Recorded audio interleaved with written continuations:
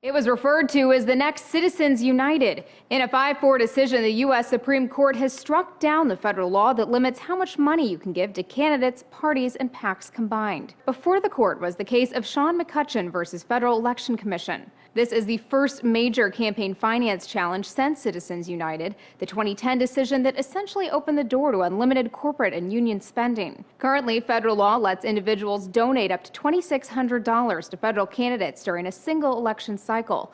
And over 2 years, donors can give up to $123,000 to candidates, political action committees, and parties. It's that second limitation that conservative Alabama businessman Sean McCutcheon had a problem with. He said the number was too small. It doesn't make any sense that if, say, my 18th race was Alabama House race and then I also wanted to donate to a Florida Senate race, that I couldn't do that. At the heart of this case was the argument that campaign contributions are a form of free speech and, like most speech, should not be regulated by government.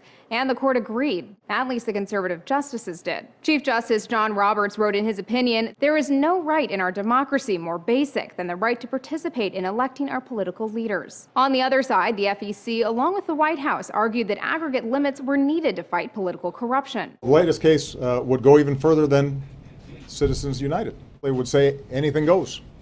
There are no rules in terms of how to finance campaigns. To be clear, the pre-existing limits on contributions to individual candidates remain intact under Wednesday's ruling. But even with that limit in place, as CNN notes, the court's decision could, in theory, allow a wealthy donor to donate a maximum of $3.6 million to the national and state parties and the 450 or so Senate and House candidates expected to run in 2014. According to the Center for Responsive Politics, nearly 650 donors contributed the maximum amount to candidates, parties, and PACs during the last election cycle. For Newsy, I'm Elizabeth Hagedorn. Multiple sources, a broader view.